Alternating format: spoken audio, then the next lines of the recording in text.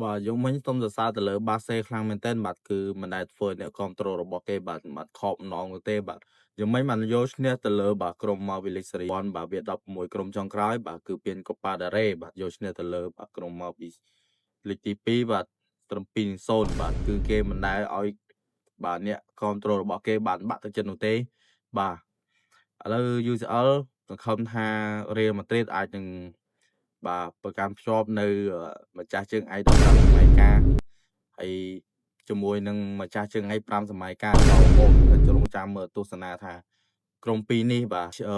មួយក្រុមទៀតឈានទៅមុខរហូតឬមួយក្រុមទៀតបាទចូលរហូតបាទចាំមើលតទៅមុខទៀតបាទមានក៏សូមសរសើរទៅលើបាសេណាដែរមករយៈនេះគឺមួយរដូវកាលនេះគឺមិនដែលអ្នកគ្រប់ត្រូលរបស់គេបានខកម្ដងនោះទេបាទគឺឈ្នះតែរហូតបាទសម្បីប៉ះក្រុមរាក៏ឈ្នះដែរអញ្ចឹងម្ចាស់ជើងឯកបាទ UCL 5សម័យកាលនិងម្ចាស់ជើងឯក5សម័យកាលស្គាល់ថាដល់5សម័យកាលនៅតែបាទឈរតែមើលទៅដូចជាមិនសូវមានទឹកមាត់លេបទេបាទរៀលមួយរយៈនេះបាទហើយបាសេបាទឃើញថាមានទឹកមាត់លេបរហូតបាទពាន Super Cup ក៏បានឥឡូវ Copa del Rey ក៏មានសង្ឃឹមហើយ UCL អាចនឹងមានសង្ឃឹមបាទដែរឬទេបាទភ្លេចខមមិនខាងក្រោមមក